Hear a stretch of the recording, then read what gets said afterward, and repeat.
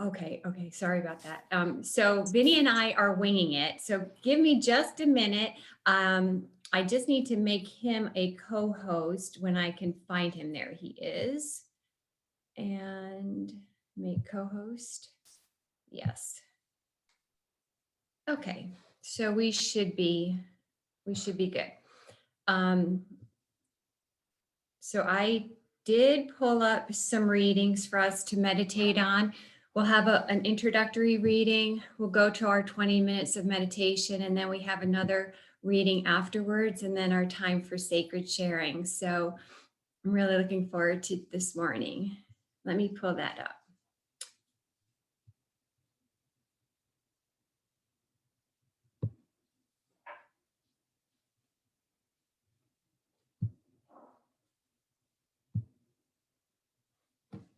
Okay.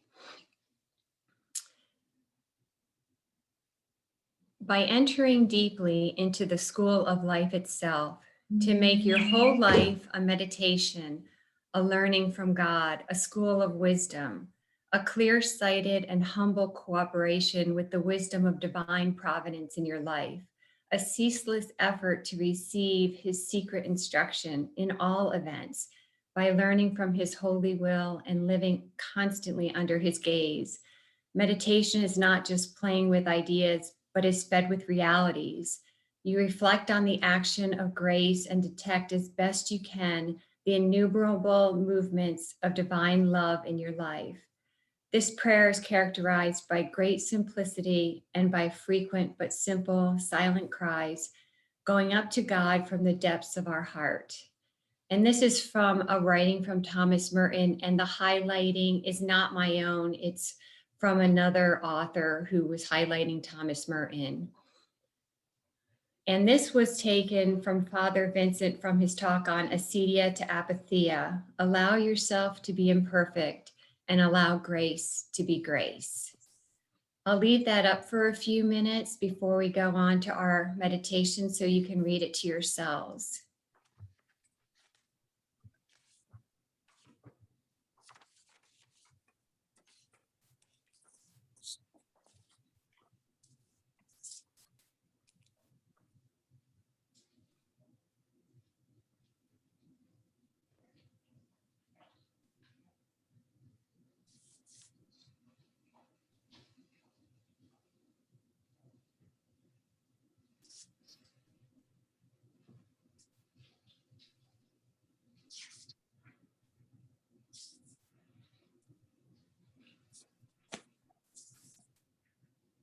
Okay.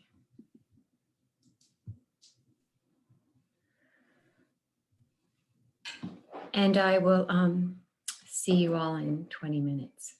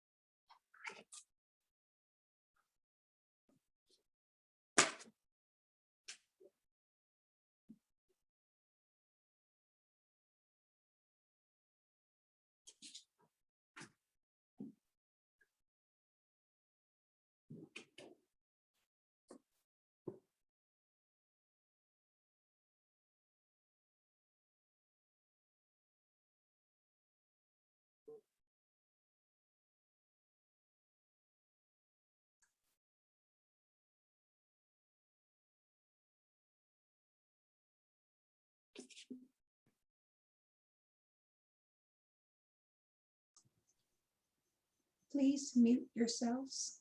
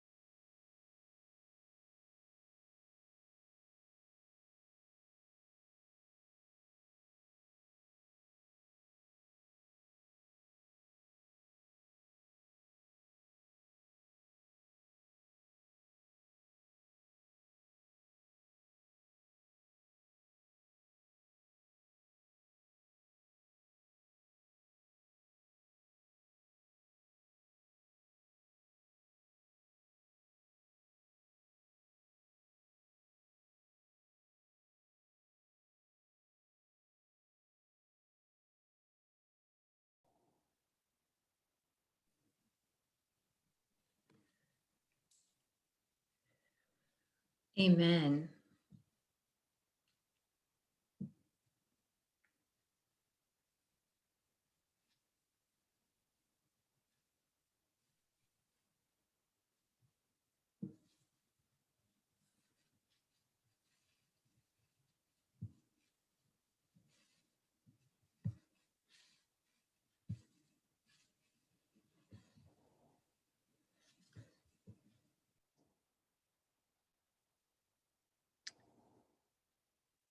And now here's a reading from the book of Tao.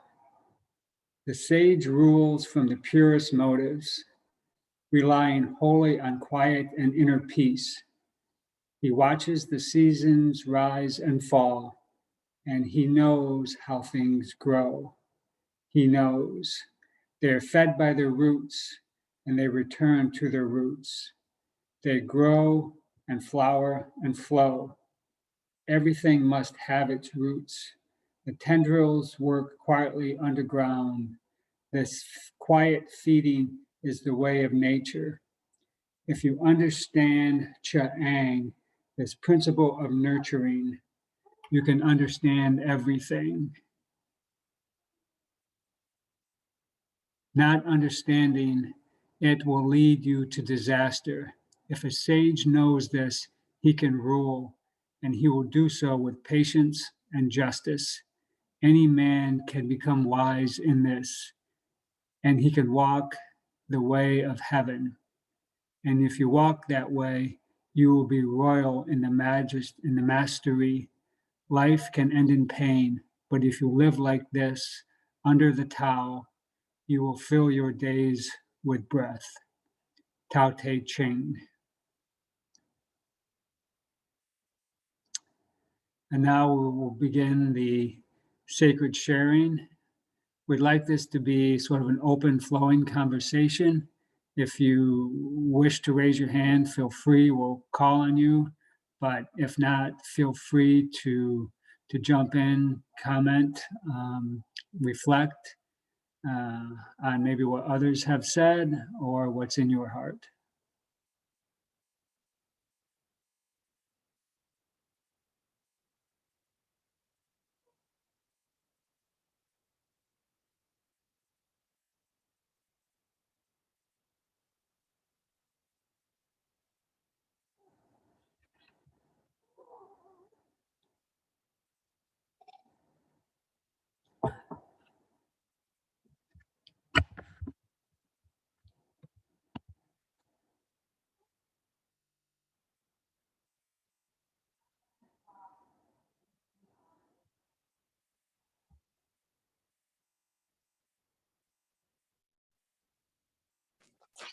Joann, would you put the Thomas Merton quote back up if you can?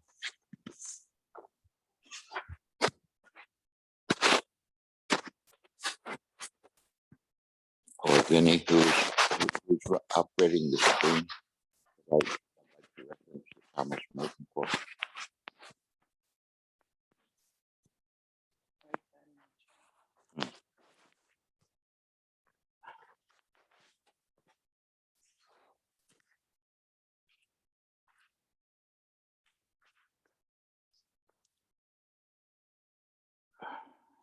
Thank you. Oh, actually, it's from Father Vincent. Allow yourself to be imperfect and allow grace to be grace. It opened up in me a flow of thoughts during meditation about with this group. I feel held and able to be vulnerable and to explore what I'm trying to front and what I'm trying to hide, and how it feels to be held in love.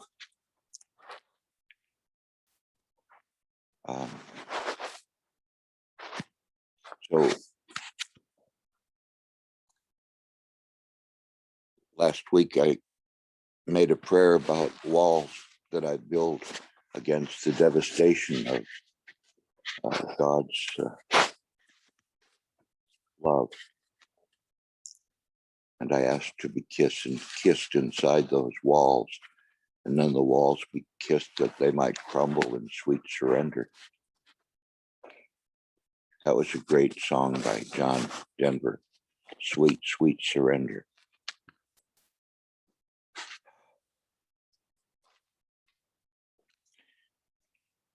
So I wanted to acknowledge this group and its importance to me. Thank you.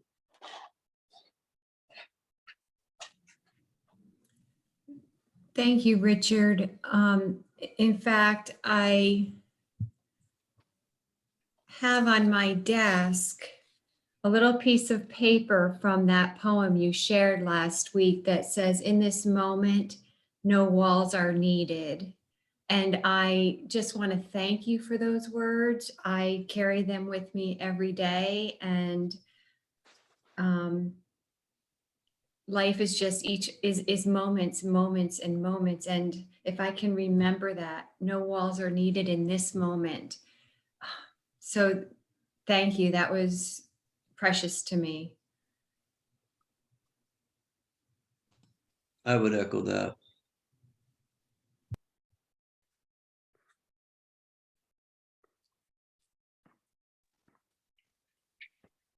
And Richard, I want to thank you for that poem as well. Your willingness to be so vulnerable and to express yourself with such sincerity really touches my heart and makes the world a better place.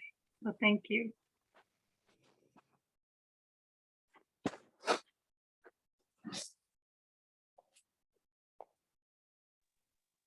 Yeah, that quote by Father Vincent really sort of made Joann and I really think back to, I think it was last week when I think Sue was sharing and she was talking about forgiveness, and there really isn't any forgiveness because there's nothing to be forgiven for, and that, allow grace to be grace just really spoke to us that grace supersedes forgiveness. Grace comes before forgiveness. And if grace comes, there isn't any reason for forgiveness. So yeah, and to echo you, Richard, I think, this group really brings up all of those things and allows us to really see into what Father Vincent writes about, into the divinity of each of us. And as we come together as a group, that divinity just grows exponentially. So it is a wonderful group on Saturday mornings. Richard, I'll definitely echo that.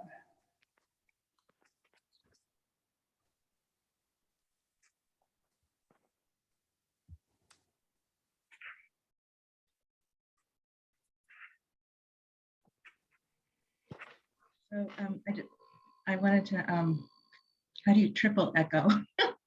Echo squared, echo to the third power. Yeah, I've just noticed too that people are allowed to be vulnerable on this Zoom session. It's really a beautiful thing.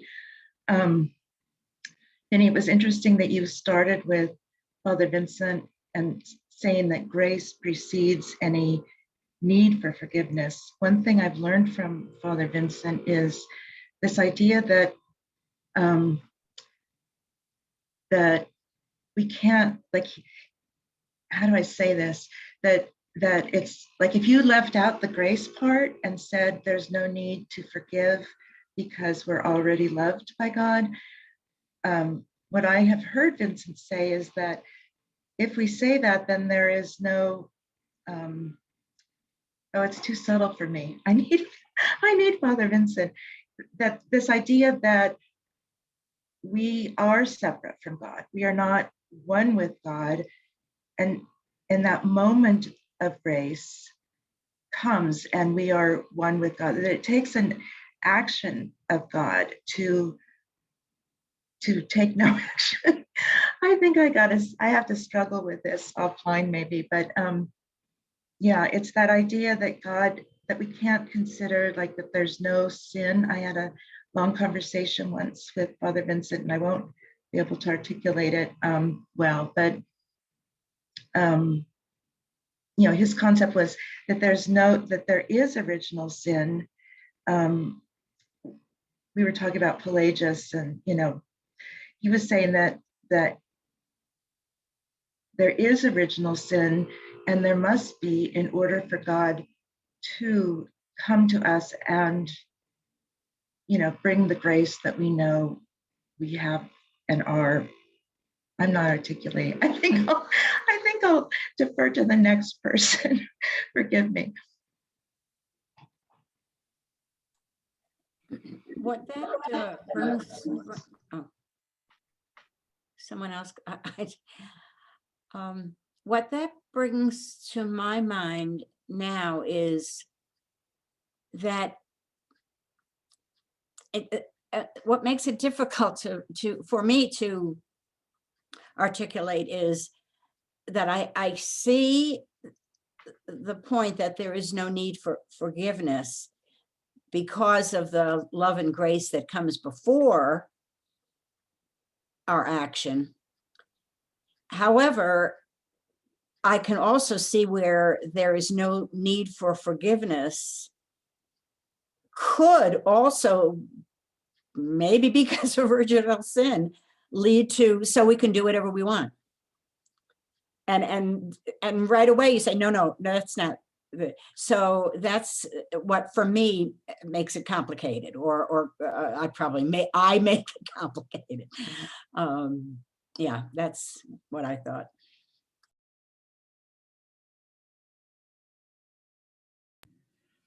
Joan, just a quick response, and then Nora, I'll have you talk. I think of those two opposing things too, and what it comes down for me is the heart. What's the intention in the heart? Because God sees the heart. Go ahead, Nora.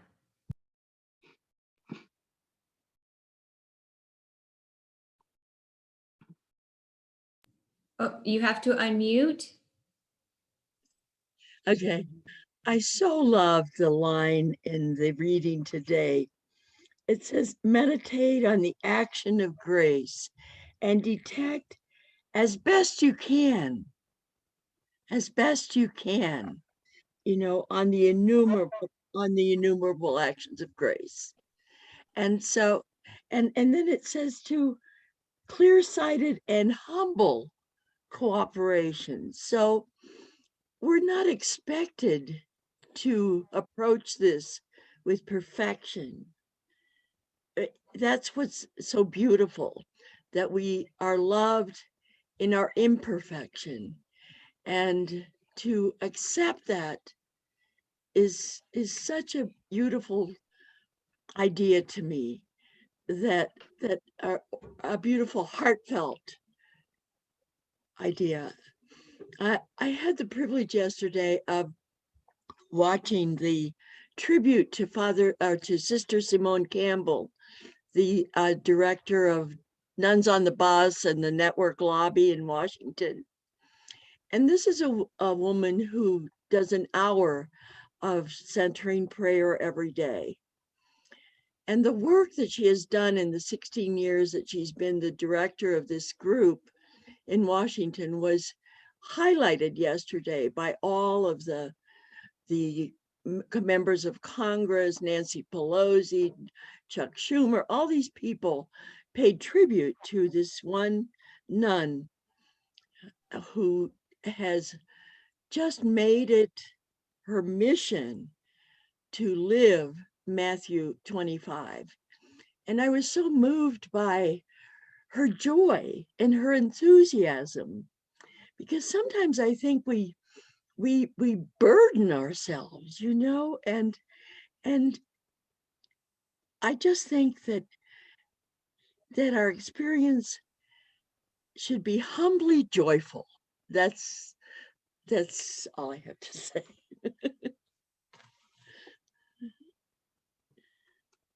Thank Yeah. you.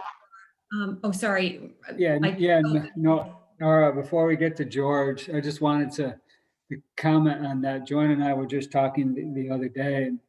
In Lent, I read a gospel. I pick a gospel and read it through Lent. And I'm sort of reading through Luke now. And the thing that kept popping out to me in Jesus's teaching was the gospel, was the good news, and how joyful that should be. I mean, we wake up every day, we should just be so joyful. And I think church should be, two things. It should be a reminder of what Jesus taught us and the good news of we don't have to be perfect, and everything that God did for us, and it should be a celebration of those things. So it should be joyful and happy and wonderful. So yeah, so when he was talking about the joyful, that just popped into our conversation just last night.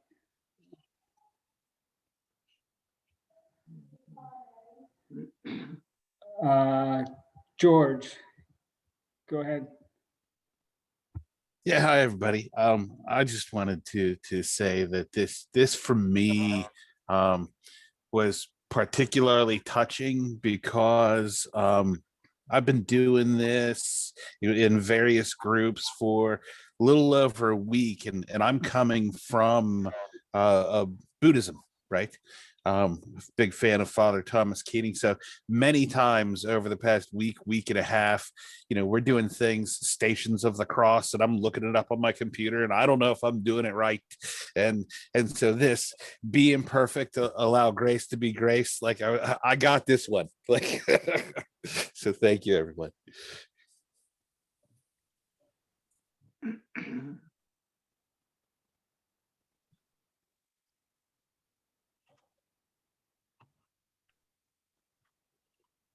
Thanks, George. Yeah, that was great. And grace can come in. It doesn't matter your tradition, or Buddhist or Christian. It's all the same. It's all good news, and it's all joyful, and it's all grace.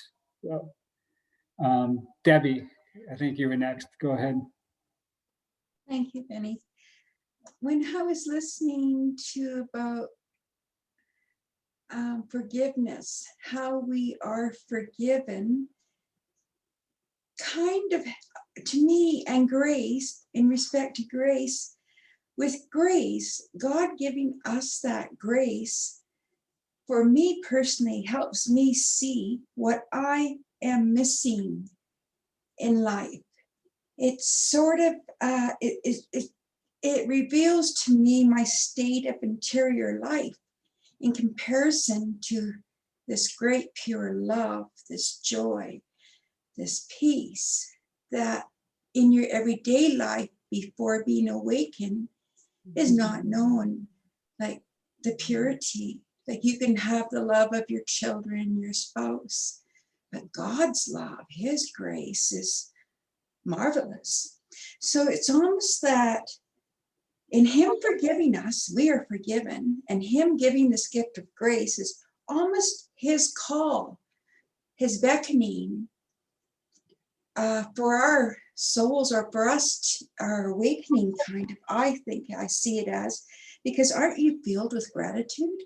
So that's what just came to my mind, is just becoming known, and things are revealed after forgiven by seeing grace, or our own interior life, our state as is.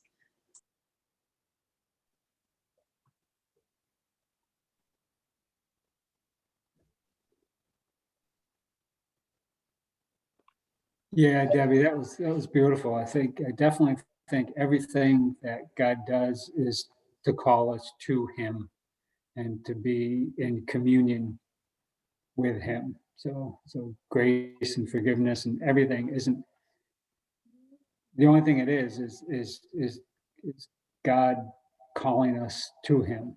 So yeah, that was beautiful. I think Margaret Mary, I think you were next. I was, excuse me, I was totally drawn into the mastery of nurturing. And I didn't think I felt an equivalency with love.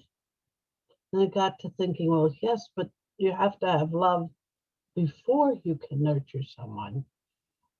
And I'm not sure about that, because sometimes it's pretty hard to love somebody you don't want to nurture. But they are so intertwined, the love and the nurturing.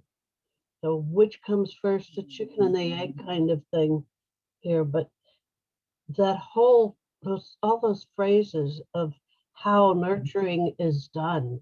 I remember the time we were doing ecology, and we did talk much about how trees nourish each other in the roots as well as somehow through their branches and leaves. It was definitely a sense of wonder and amazement. But as far as nurturing, Richard, yes, thank you for beginning this session with that beautiful poem. And you do a lot of nourishing. You did last week, and I want to tell you how much I appreciated that. And all of this group, Saturday mornings are special. Everybody knows don't call Margaret Mary Saturday mornings, but I do send a thank you to all of you for so much and so many ways of nurturing. And I thank God for having been led here. Yeah, I definitely think these Saturday groups are a deep watering of our roots. So without a doubt. Beautifully said, Richard, yes. Okay, Mary, I think you're next. Good morning, everybody. Thank you, Joann, for your beautiful reading today. I just wanted to comment on the line, allow yourself to be imperfect and allow grace to be grace, and how that connects for me, being held in love. Because when I am held in love, then it's easy for me to be imperfect.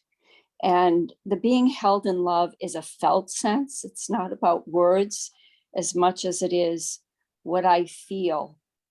And if that's not there, I find it really hard to be open and vulnerable and imperfect. So thank you for this.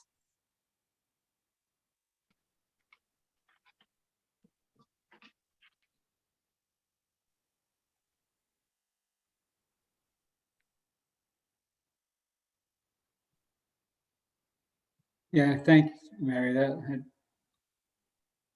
That feeling of love and allowing the imperfection is so needed, because I know I'm constantly trying to be perfect and perfect and perfect. And as I learn that it doesn't matter if I'm imperfect, is just so freeing. So it's wonderful. Dave, I think you were next. Thank you, and greetings, everyone. It's always a delight to be here with you. I wanted to return to forgiveness just a bit longer. Thank you, Linda, for starting that thread, and Joan, as you said, it's complex. What occurred to me was another complexity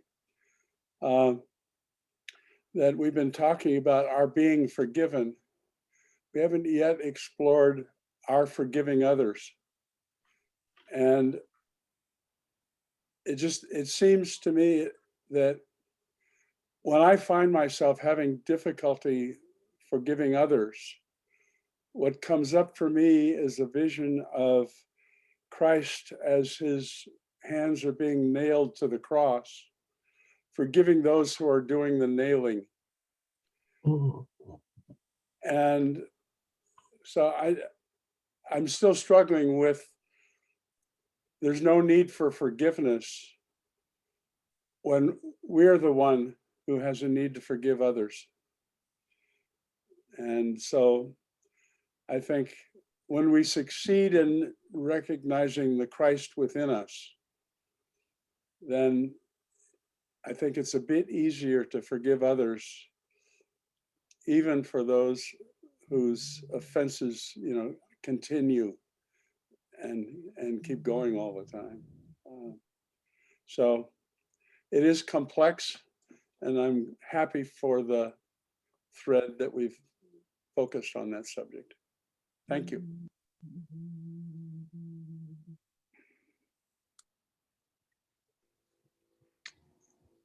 Yeah, the forgiving other part it's a very tough, complex aspect. And what God wanted and envisioned through grace and forgiveness. I mean, ultimately, again, I think leads back to Him, because I think if we harbor any ill will, that pulls up that feeling of separateness. And I think it's just, at least in my mind, at least through when I'm reading the gospel now, is that the only message really Jesus came down was to show us that oneness, togetherness, and communion. And when grace and forgiveness flow, the communion flows.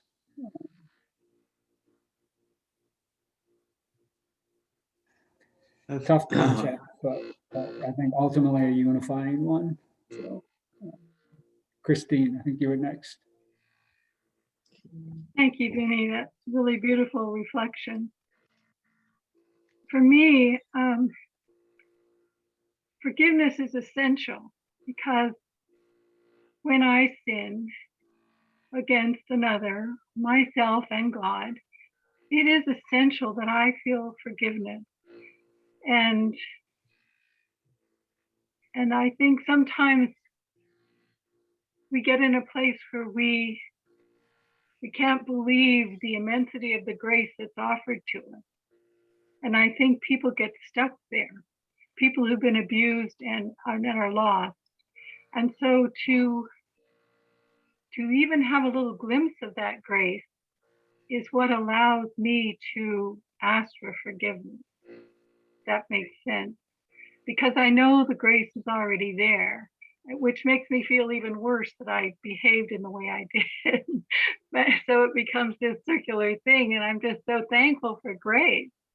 And the thing is, it shows up in every religion. I mean, if we look at this beautiful reflection from the Tao Te Ching and the whole gospel of our Lord, it's all grace, all grace. And forgiveness is essential, because we do feel separate from God without God's grace.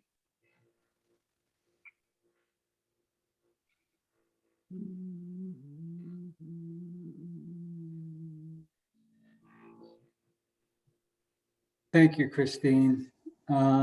Joy, I think you're next. Yes, good morning. In another prayer group, we've been talking a lot about mercy. And sometimes I get a little confused about the difference between mercy and grace. And the only thing that I've been able to put together in my mind and in my heart, that God has mercy on us and bestows grace and forgiveness. When Christ was, I don't know if it's when he was being nailed to the cross or as he was dying, he said, God, please have mercy upon them, for they know not what they do. Does anyone have any thoughts or feelings about what the difference is between mercy and grace?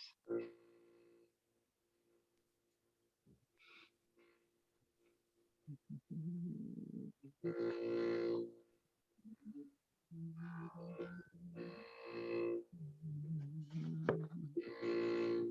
think while we reflect on that, well, Linda was next. You can go while, and then when she's done, if anybody has comments on that, feel free to jump in, and then, or we'll continue on the raised hands line. So, go ahead, Linda. Thanks, Vinny. Gosh, I was trying to think of mercy versus grace, but I'll start being inarticulate again.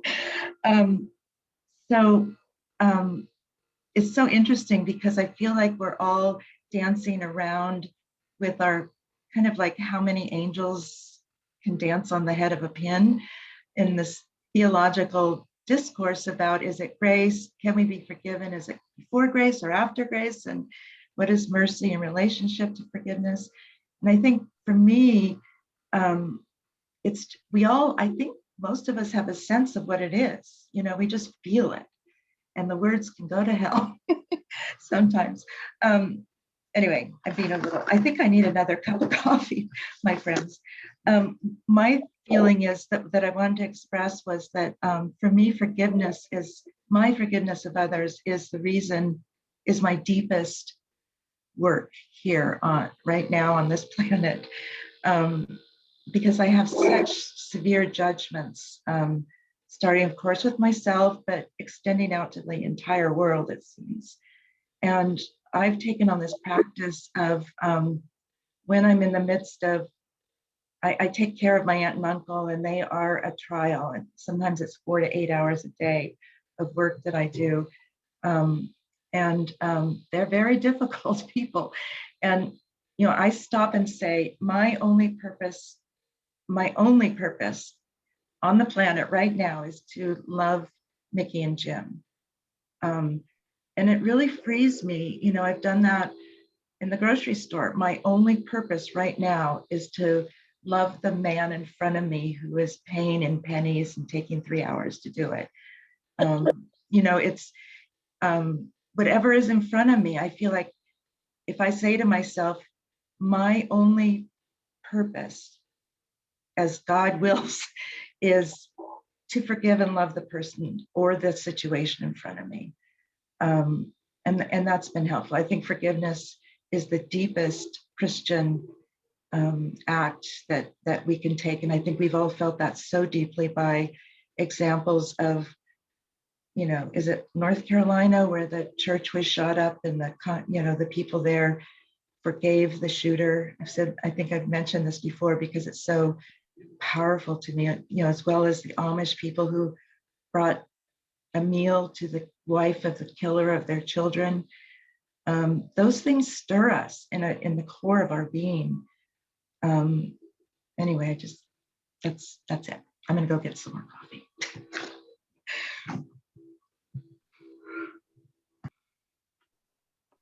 Thank you, Can I Linda. jump in just for a minute? Carla, you are next. Okay, who? I think someone wanted This to is jump Denny. in. This is Danny. I just wanted to jump in on the mercy and great. grace. I have a plaque on my wall, and this is how it describes it. Grace is when God gives us what we don't deserve. And mercy is when God doesn't give us what we do deserve. I'll say that again. Grace is when God gives us what we don't deserve. And mercy is when God doesn't give us what we do deserve. And I'll put that in the chat. Thanks. Thank you. Thank you, Denny. Carla, you're next. Yes, hi, and good morning, everyone. It's such a pleasure to be here, and it was unplanned for me. I was looking up the website to see if any Easter things were going to happen, and it was 5 minutes before 7, and I noticed this was happening, and I felt very called to be here, and I've really enjoyed hearing all of your hearts and voices this morning and being in meditation with you. It's been very nourishing. As I was listening and also sitting with my own inner voice and heart around this theme of grace, which has been coming to me more and more in the recent months. I feel that for me, the thing that supersedes or precedes grace is humility. And I wanted to bring that word into our morning, talk, because humility, just knowing that with a humble heart that I too am worthy of grace, because I do make mistakes. And when I am extended grace, I feel like I am seen as or through angelic eyes still by the other person or by God. And also that it brings me into unity consciousness or one consciousness, knowing that we're all connected and that we all make mistakes, and that when we extend grace with a humble heart to each other, we know that we are one, that we are reflections of each other and made in the image of God. So I wanted to just add that piece to the conversation, and thank you all. Carla, thank you for that. It kind of goes back to what Joan was saying. I think that humble heart is the difference between doing whatever you want and always having grace, right? So that was beautifully said. Thank you for that. Gerald.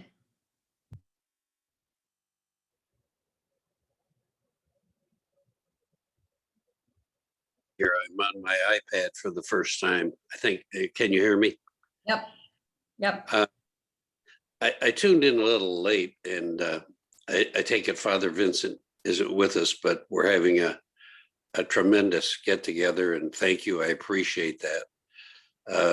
I know Sue and I have grown very close to the group, and are very much concerned in the post-COVID era how or what we'll do, and I get that's coming. But one of the things I wanted to touch on was an awful lot of people use the word feeling, and it bothers me a little bit. I'm not a real feeling person, and that bothers me sometimes. I've had tremendous one-on-one experiences with Jesus, to the extent that I've heard Jesus speak to me. But I didn't leave it with a feeling of elation, or there was no special feeling attached to that. It was strictly a cognitive experience. And maybe it was a good thing, because I was driving 50 miles an hour down a crowded highway when it occurred, which makes it all the more baffling. But I think that's the important thing. Regardless of how I feel, I must accept the presence of God. As Rabbi Shapiro, a wonderful rabbi, described it as thinking of God as the ocean, and I'm a drop of water on a wave. I'm always a part of God. God is a part of me. We are made of exactly the same substance. But I'm not the ocean. I'm not God.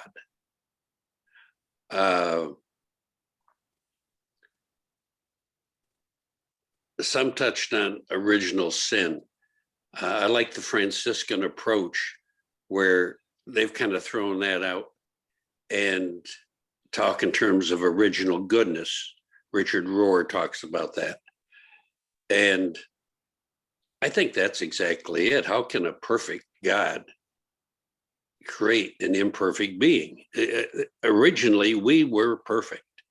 There was no original sin until, as Adam and Eve took on what Father Vincent calls that illusory autonomy, turning their back to God. That was the original sin.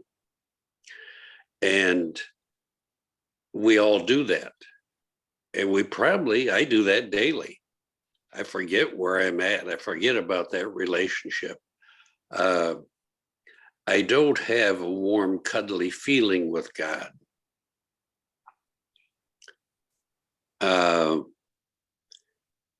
I think the forgiveness is always there from God's standpoint.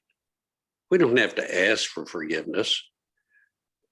A child doesn't have to ask its parent for forgiveness. Although from a human standpoint, we taught our children to do that. In fact, rather than tell your sister you're sorry, you ask her to forgive you for what you did. And that appears to have worked pretty good. But I think that forgiveness is just like God's presence. It's always there. We just have to recognize it and accept it. And it's an ongoing process. It's not a one-time deal.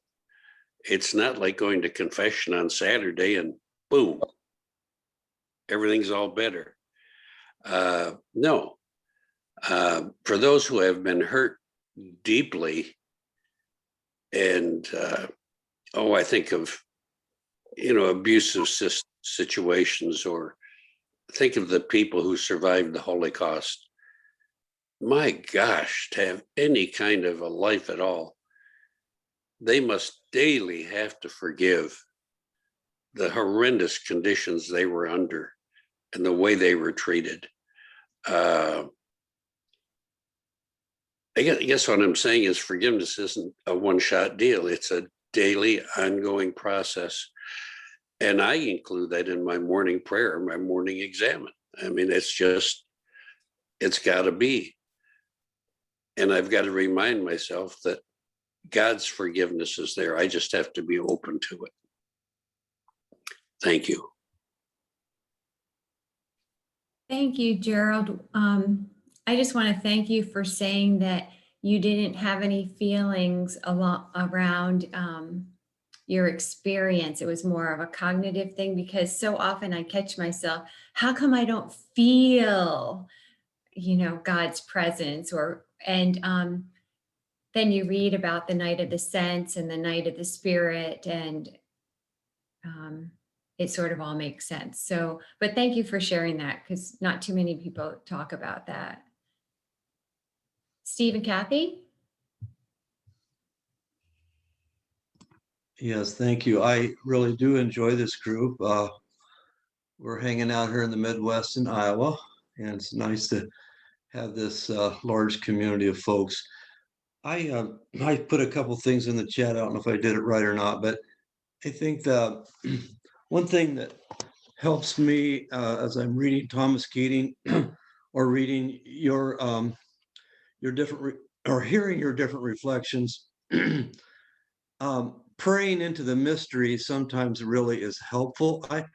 I really don't always get all this stuff that clearly, and I think sometimes living by a rule or a conceptual place that we think we need to get to gets me kind of tied up. I do appreciate ways that get me out of that kind of tightness, whether it's a profound teaching. Or, I mean, I love the quote about the imperfection and grace, allowing grace and allowing ourselves to be imperfect is very good for me also. But I just wanted to say that in our liturgies, and I happen to be in a Methodist tradition, but the pastor that's leading us does such a good job with opening up this ocean of grace. I guess that's what I'm trying to say. But I think we're well served by some of the liturgies in our different churches, and I know in your Episcopal Church tradition and in some of the Methodists. So I just wanted to offer that up. That kind of helps me to travel into into that place where I need to get, which is the incarnation, God in me, God in you. The divinization of God on our planet and how we live with that and breathe into that. Thank you. Thank you, Steve. Martha?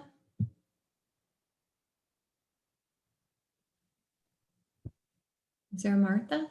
What happened to her? About that. I was reflecting on forgiveness and Jesus on the cross when he, shouts, forgive them, Father, for they not know what they do. My thought on that is always that there was and there continues to be in each one of us, myself, a lack of awareness, a lack of consciousness. And then I thought, well, a lack of awareness, how? Or a lack of consciousness, how? And the thought that came to mind was the lack of awareness that within each being and within each thing that God created, God's presence is there. And we sometimes, I don't make the highest choices. And so I make choices that fall short of that awareness. And when I stop and think, well, if I make choices that are short of that awareness of God's being in others and in creation and everything that God has created, others' choices sometimes are in that same vein, that lack of awareness.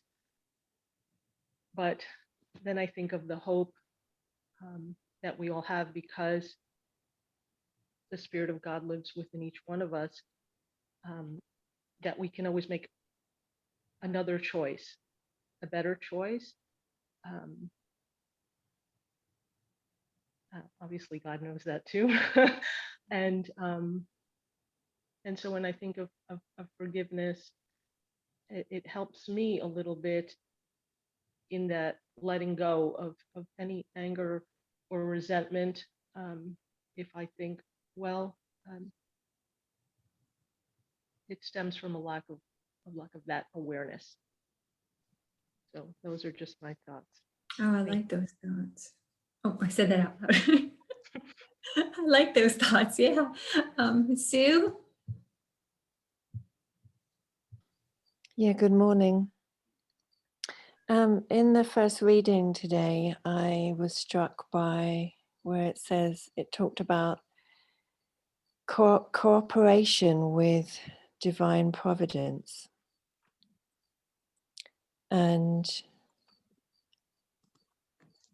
sometimes I think I don't know what on earth wants to come out of my mouth because something that's inside, I don't know how to express it sometimes. And so I think for me, my prayer, my practice, my intention is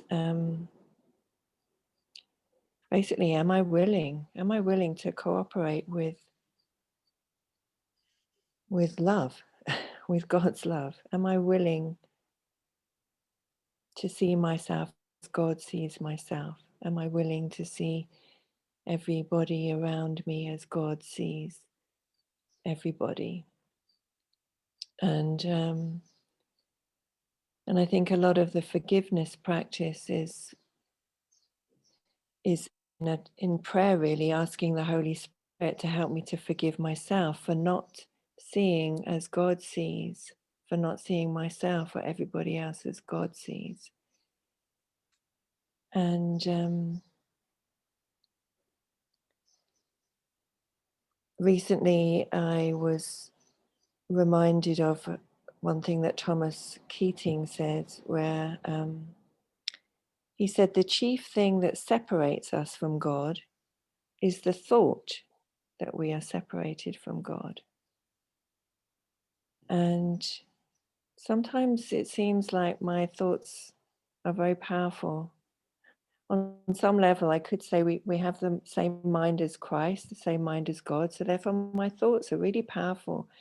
And I can make up whatever I want to make up in my mind. And it's a choice. It feels like a constant choice. Am I going to see or think with the mind of God, or am I going to see or think with the mind of fear that I seem to have made up somehow? And, I've heard people say, oh, I just need to get out of the way. It's myself that's getting in the way of that divine providence. So the church that I belong to, they asked for the Lenten study to be all about non-judgment and forgiveness, which is, I think, why I brought up what I did last week about forgiveness is only required when there's been condemnation and judgment to begin with. And it seems so easy, almost a natural instinct to judge first. And I think that's just out of fear. And so, yeah, my prayer is that I can cooperate with divine providence and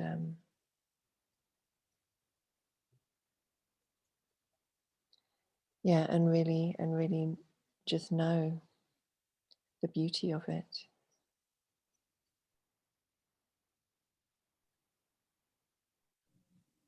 Thank you, Sue.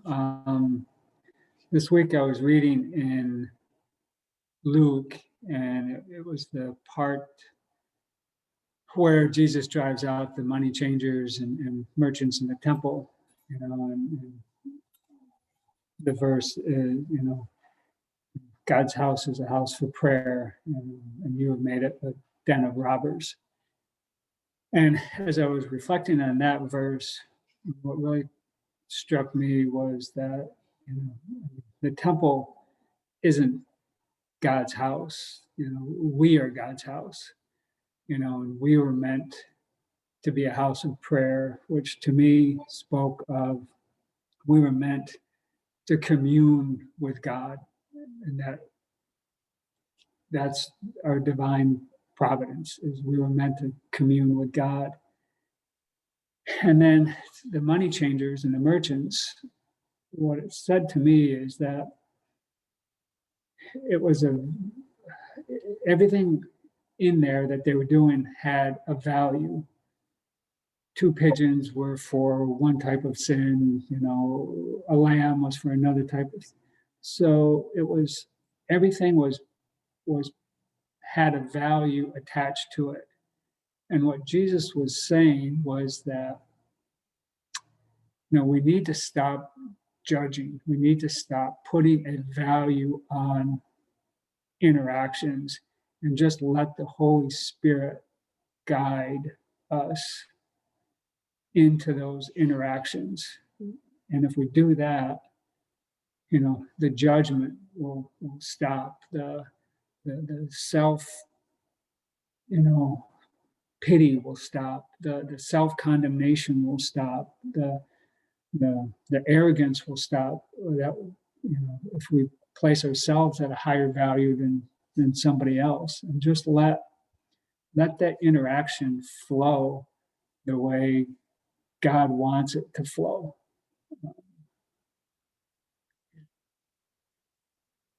So that was my reflection on that. I hope it helps. Nora, I think you're next. I just wanted to go back to that idea. I think what you were saying, Vinny, comes from our pride. You know, we think we can judge other people, and so in the humility is what helps, it seems to me. And I loved Linda's idea of my deepest purpose is to love and forgive this person or this situation in this moment. And it's kind of the present moment idea. And I wanted to just give an example of humility from Thomas Keating in a personal experience I had.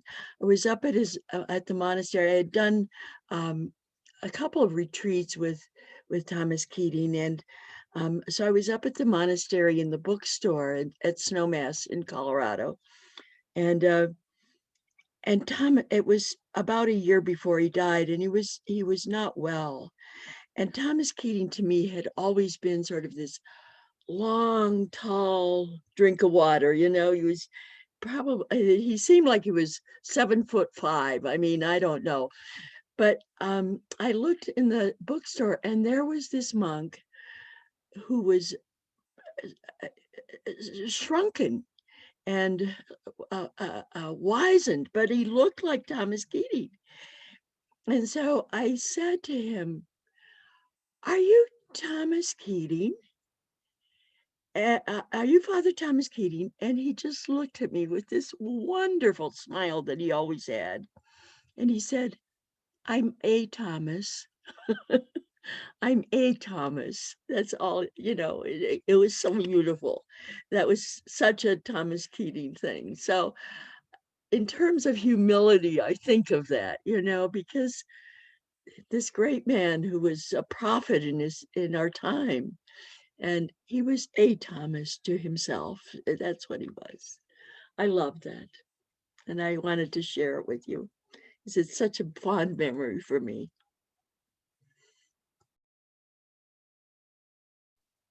Thank you, Nora. Richard, I think you're next. Thank you. Let's see. Pardon me. I wanted to interface between what Sue Powell, and what you said, Vinny. Sue spoke to my idea of forgiveness. First, I have to take umbrage before I forgive. First, I have to be listening transactionally for offense. And I do that whenever I forget I'm loved. I'm counting, like in the temple.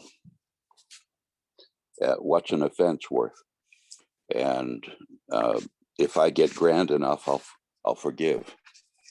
And the arrogance of my judgment to find my partner guilty, and I'm the judge, and then I'll finally work up a sense of forgiveness. A transactional relationship is so different.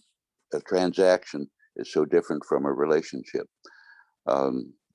God's love for me is eternal, already forgiven, entering into this moment of my error. And when I go back to Father Vincent to let me be imperfect, it gives me permission to know that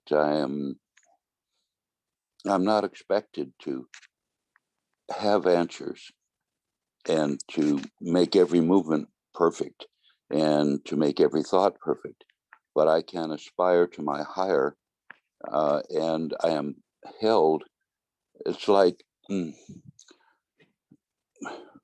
Father turning with me with his arm around my shoulder, looking at my imperfection without blame, and looking where can we move together?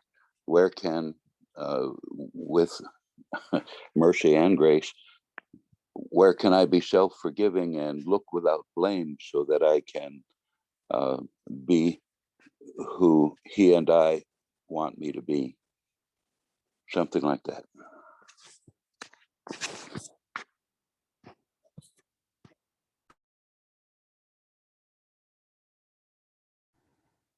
Thank you, Richard. That was beautiful.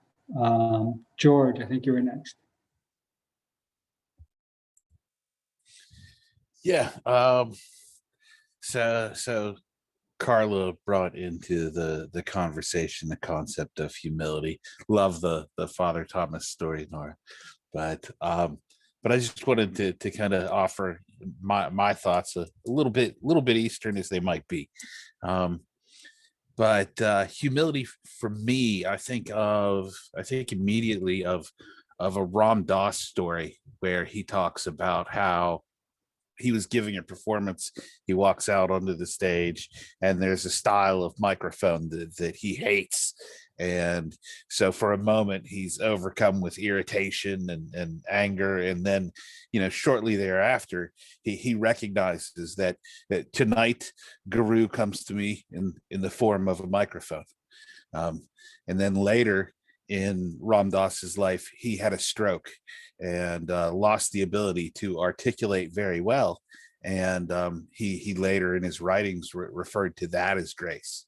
And so for me, I feel like, humility is at least in part, one of the things that increasing humility has brought for me is the ability to recognize that I'm receiving grace even when the situation is not in accordance to my preferences. Thank you.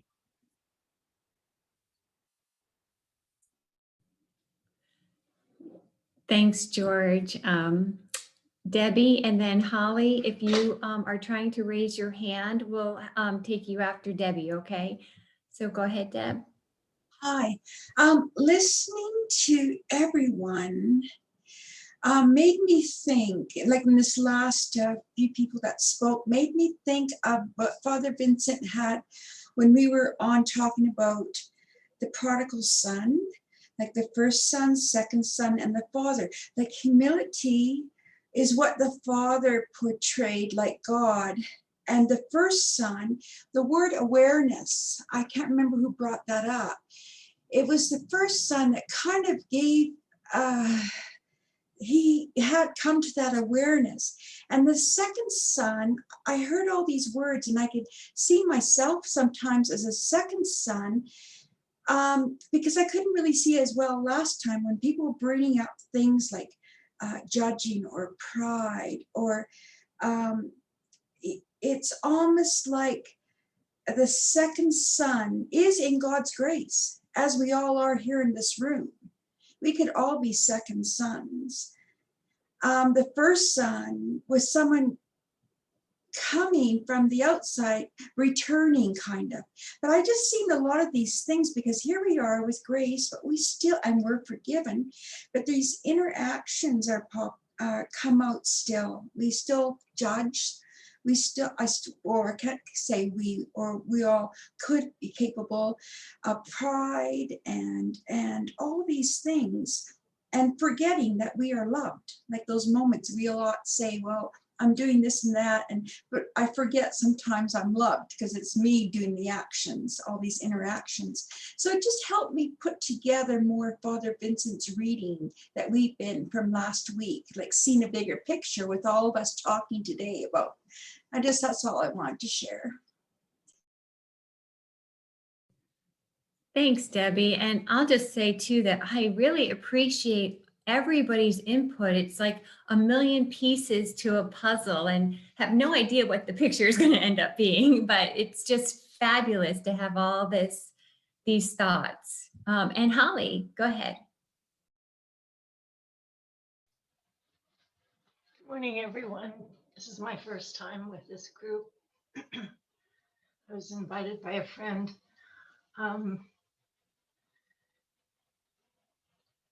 Well, first of all, I'd just like to say that I found it very very useful in this whole sense of forgiveness to to separate the person from the behavior, because people do unforgivable things. But the person who does them is damaged, is suffering, is separated. So looking at the suffering person, because hurt people, and then considering the behavior, which is, even in the case of Jesus on the cross, forgive them so they know not what they do. So the what they do, they don't know that they're doing it.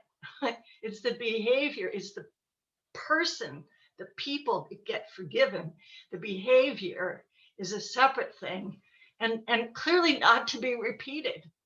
Jesus isn't saying, forgive all of this and let's hope they go and nail somebody else to the cross. No.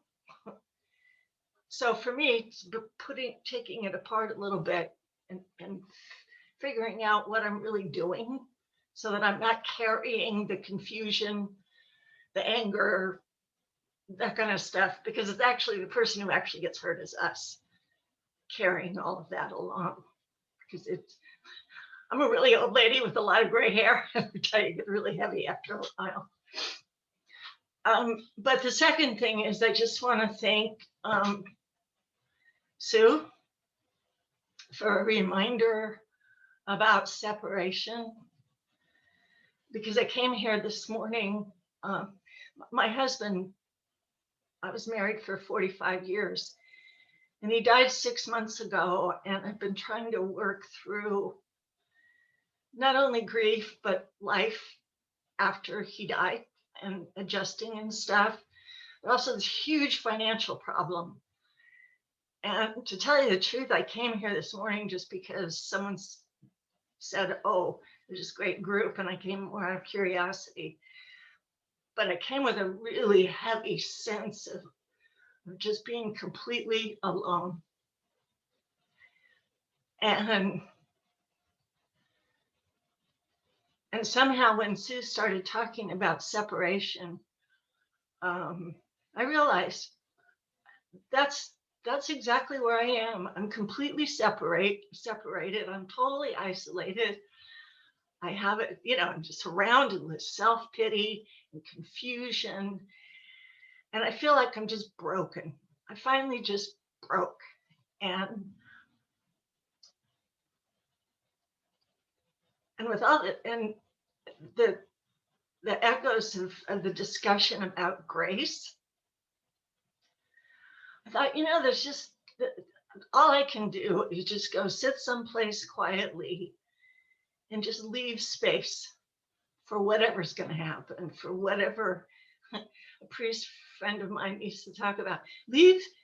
Go ahead and be pissed off or whatever, but just leave some space for grace. Just leave a little. So I just want to thank you guys for that. I don't even know you and you don't know me, but thank you, Sue. And somehow all this discussion has brought me to a place where I can,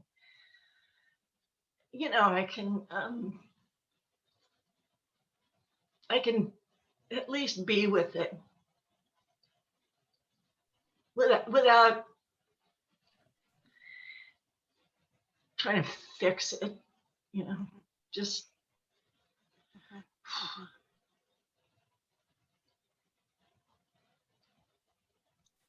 Welcome, welcome. Yes, welcome, Holly, and thank you so much for sharing that. Welcome, Holly. Thank you. Yes, we're all carrying and walking on this journey together. So welcome, welcome. With you in spirit. Continue. keep coming back to the chapels, Holly. You are welcome among us, the brokenhearted. Holly, it's great to see you again, and we all love you. I miss you.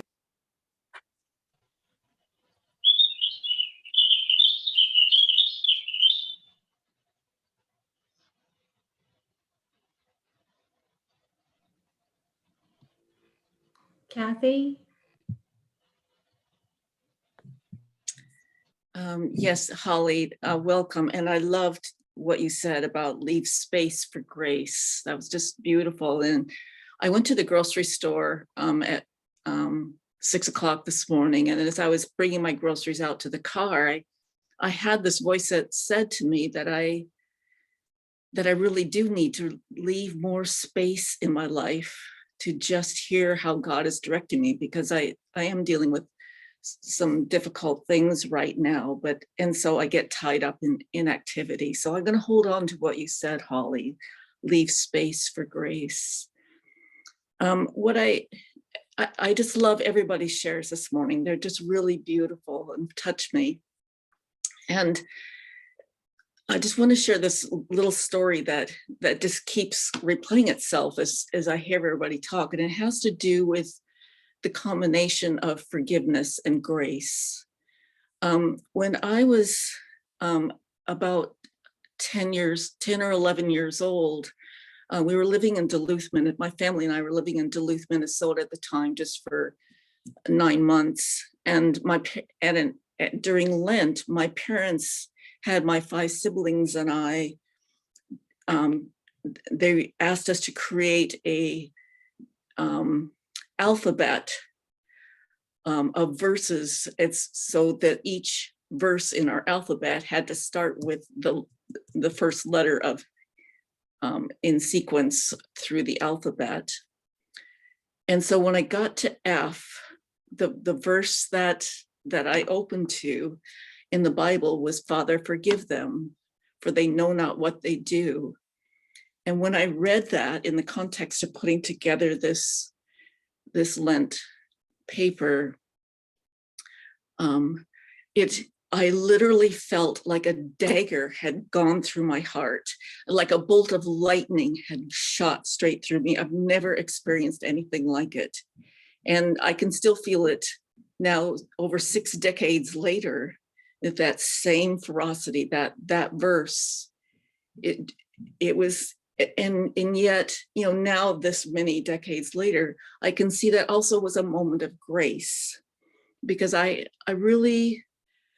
didn't understand, as a child, I was very unconscious of what was happening around me. But as an adult, now I've had to deal with very significant trauma that I didn't understand had happened. And so that verse has become profoundly important to me.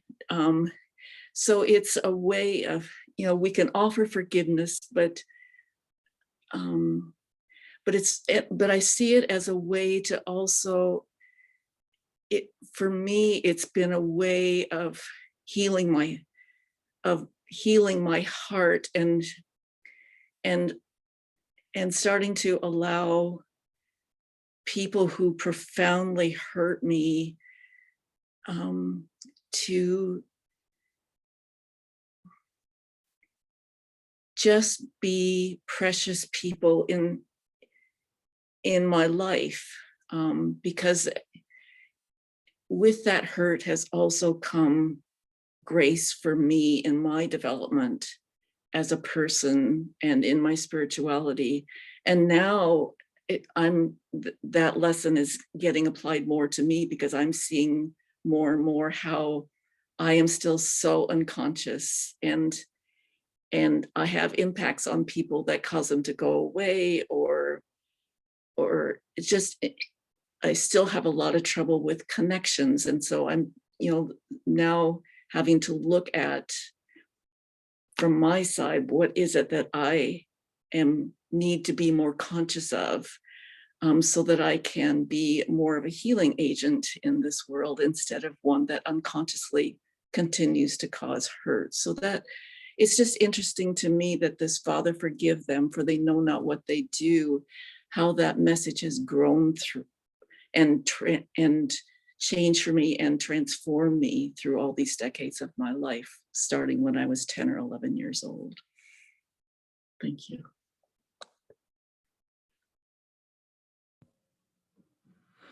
Thank you, Kathy. Carmen and Roman, do you still want me to pull up the second reading? I can put that back on the screen. You can give me a thumbs up if you want. Yes, okay.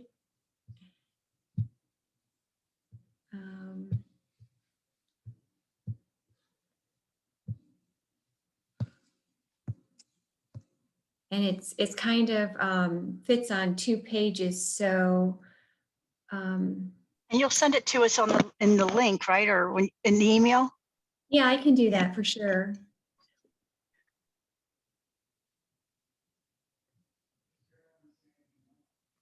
Carol, did you want to say anything else? Yeah, I just wanted to say it was interesting that we're talking about making space for grace, because the word of the week was a lot about the self-kenosis, or kenosis, which is self-emptying. And the point of that was so that we provide space for God to fill us. And I thought, I really like that concept, letting go of our ego so that something greater fills us. So there expands, or it's there, but so I like what people have been saying about that. Yeah, Joanne was talking the other day and about the self-condemnation when we do something wrong, and how we can look at it like all we're really doing is providing an opportunity for God to show grace.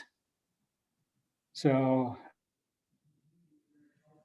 I mean, and to me, it's very helpful that, especially coming from Joanne, now when I screw up, I can always just turn to her and say, well, Joanne, all I'm doing is providing an opportunity for you to show grace. So. Okay, I'm not sure that was wise counsel. But Carmen or Roman, do you want to comment on this at all, or no? I can't see you guys because I've got the share screen covering my screen. Oh, sorry. I would like to add, let's see. Yeah, I would like, if you don't mind, I really appreciate everybody sharing. And that first reading is the one that really, really struck me and impressed me with the providence of God in our lives, and learning with everything that happens. And we're just discussing that in a different group the other day, and it's only in retrospect that I'm aware of God's presence when I was not aware of God's presence earlier in my life, or the different circumstances that I was going through. But in retrospect, it's indubitably knowledgeable, present, aware now that God was always present there, even when I was as far away as you could imagine, and which is just such a comforting and a beautiful thought to become aware of. And the other thing is, if I can refer to Denny, who said something the other day, the incarnational aspect of, we think of, okay, God has forgiven us and he has mercy on us, but it's myself, and in particular, I've experienced this from my wife. She is Christ to me. In occasions when I'm forgiven, it is Christ forgiving me at that moment, and I can be Christ to her or to whoever I meet. I'm the one that forgives. I'm the one that has mercy. And I think I've been really struggling and working with, as much as possible, this in the incarnational aspect of what this whole spirituality is, because it's easy for me to get into the conceptual aspect, and we just have, it's a concept, mercy, forgiveness, semantics, but it's really where we are. And I want to just add a couple more things. One is that learning every moment, what is this moment teaching me? Everybody here, and you just learned a lot, but a pain I have, or an incident happens, or run into a car, whatever, what am I going to learn from that? And so that life Paula Darcy says, God comes to us disguised as our life. And it's disguised. I mean, it's not right in your face, hey, here I am. It's a disguise of what we've experienced. And the other thing Joann mentioned earlier, well, St. Augustine says, love and do what you will. And again, people, oh my God, I can do anything I want. But love is the essence of the scriptures, of the gospels, of other religious traditions. It's basically love and do what you will, and let the chips fall where they may. And anyhow, thank you.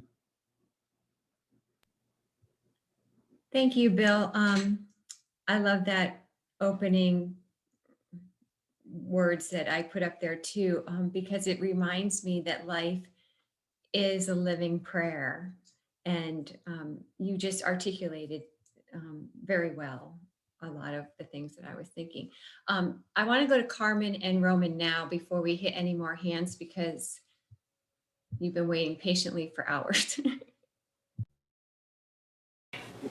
Not a problem. We just wondered if we could see the second page to take a pic, and not ready to comment, just want to digest it over the week, but very grateful to everybody sharing always. Thank you. Okay, doke. And Carmen, I know you guys are you're on the email list, right? We are. Okay, so you'll get this in email. So if you don't catch it all. Okay, I'll stop the screen share. Do we have any more hands?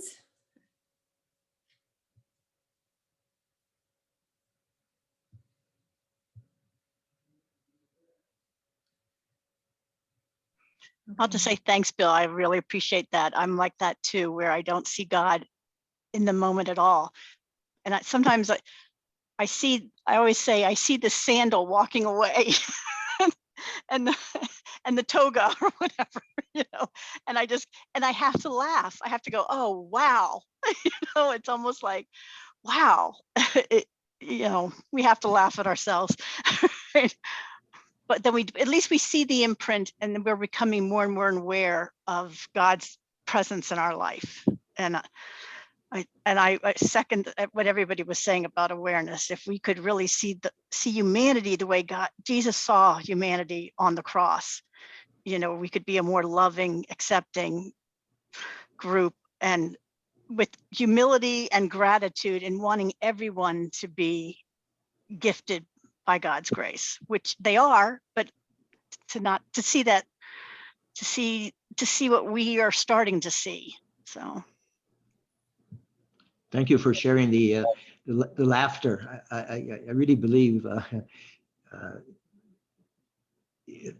a relationship or whatever should be joyful, and there should be a lot of laughter. And I have a lot of laughter when I sit and think, what in the world am I trying to do? Which I shouldn't be trying to do anything, but just in the sitting, it's sort of a ridiculous sort of process, what we're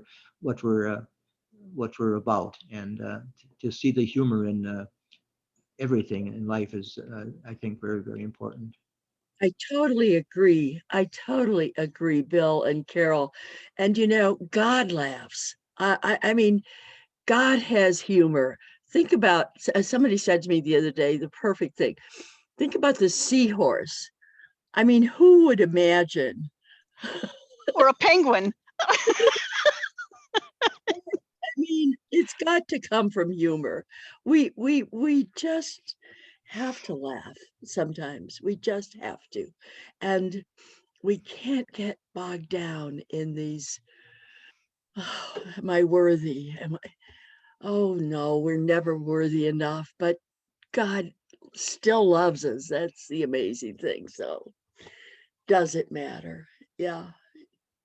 And Holly, blessings to you.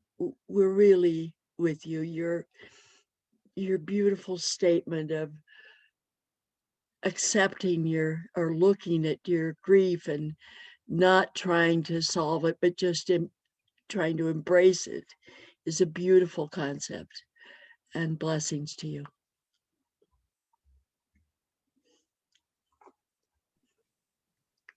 Thank you, Joanne and Vinny. Yes, Okay. thank you. Thank you, Nora. And gosh, you guys have given us so much to walk away with awareness, consciousness, humility, love, mercy, grace, Humor. everything. So sitting in the moment, not trying to fix it. No walls in this moment are needed. Only love is needed in this moment. And forgive them. They know not what they do. Forgive me. I know not what I do. And so many incredible things to carry with me today. And laughter, laughter, laughter, laughter. You guys can remind me about that a million times a day, because I certainly need that. So I just want to thank you all for being here, sticking it out. And Father Vincent will be here next week. If he emails me at 2 a.m. and says I'm not coming, I'm going to come over there to Inverness and get him and say, you have to come. But let's hope and pray that he recovers quickly from the vaccine side effects. And may you all have a blessed Palm Sunday and a blessed week. And we will see you next Saturday.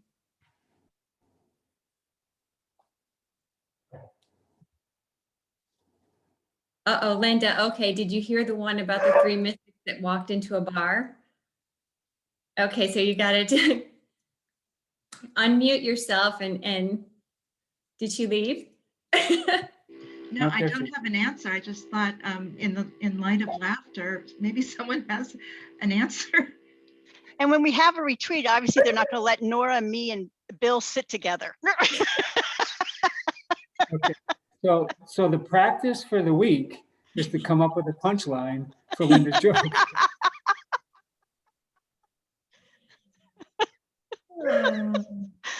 I just wanted to mention that getting us all together post-COVID is something very dear to Father Vincent's heart. He mentions it in our Bishops' Committee meetings frequently about how we want to do this and how we might approach it. So, look forward. Yay. And I'm willing to help. I know there's it's a lot of an administrative. Are you talking about retreats or small groups or still continuing the Zoom meeting? Oh, he'll continue the Zoom meeting. It's Okay. just, we were talking about getting together face to face Yay! for once, if we can, do that. And, I will need some volunteers to help organize things like meals and help cook and that kind of thing. But okay, thanks. Because I know it's a nightmare. So I'm happy to help, be one of the volunteers to help. So, yeah. And thank you. Well, Roman wants to say something. I have a punchline, but they walk into a pizza parlor and they say, "Make us one with everything."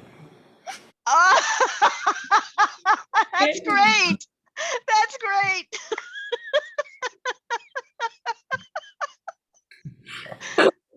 Good to hear. Thanks for more laughter, Carol. I'm going to Perfect note, Roman. That's a perfect note to end on. Yes.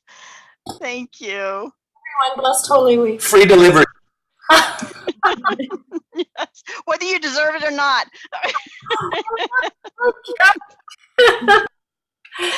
Okay. Everything on it topped with grace.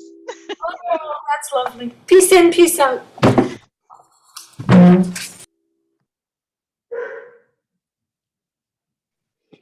Thanks, Joanne and Vinny, for all you do. Appreciate it. Thank you, Anna, for coming. I hope you feel better.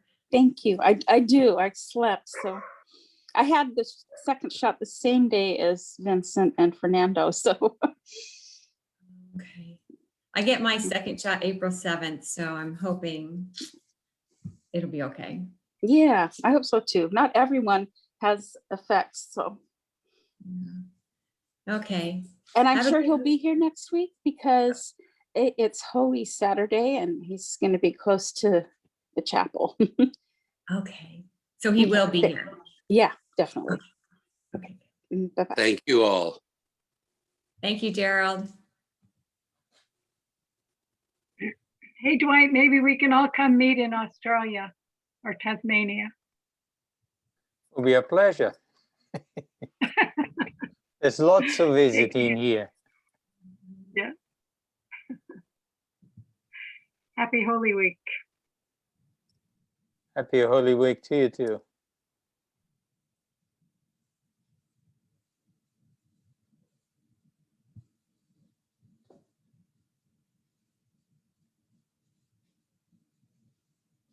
Okay. Yeah.